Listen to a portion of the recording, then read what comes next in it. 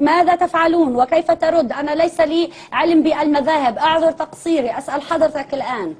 طيب، المسألة نحن لم نقدر على تطبيق الأمر الشرعي، ولكننا نرد بطرق أخرى. أما الأمر الشرعي فالحكم الشرعي في هؤلاء هو الاستتابة، يستتابون، فإن لم يتوبوا عن ذلك يقام عليهم حد الردة، هذا هو الحكم الشرعي. ويقتلون. لكن نحن اليوم لا نستطيع ذلك، فردنا عليهم أن يتركوا هذه الوسائل، أن يبتعدوا عن الإعلام، أن يتركوا الشعب التونسي وحاله، لا يشوهوا عليهم دينهم، لا يغالطوهم، لا يبثوا فيهم المفاهيم الفاسدة. هذا ما نقدر عليه الآن. الذي نقدر عليه أن نقول لهم كما إلى قلنا أن لبن علي يتحقق لكم بإذن الله تطبيق علي. حد الردة يعني.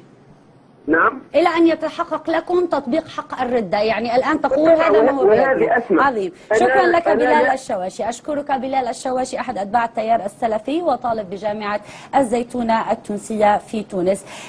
يعني سؤال أخير أستاذ محمد، مقابل هذا كلام مخيف ومرعب حقيقي، مقابل يعني هذا الخطاب يعني هذا انطباعك يعني؟ طبعا نعم. طبعا كلام يعني يعني في آخر التطرف، ويغلفوا بخطاب يعني متسامح، بس في الحقيقه هو خطاب يعني قمه التطرف زي ما حضرتك بتقولي، لحد ما نتمكن وبعد كده هنقيم عليهم الحد.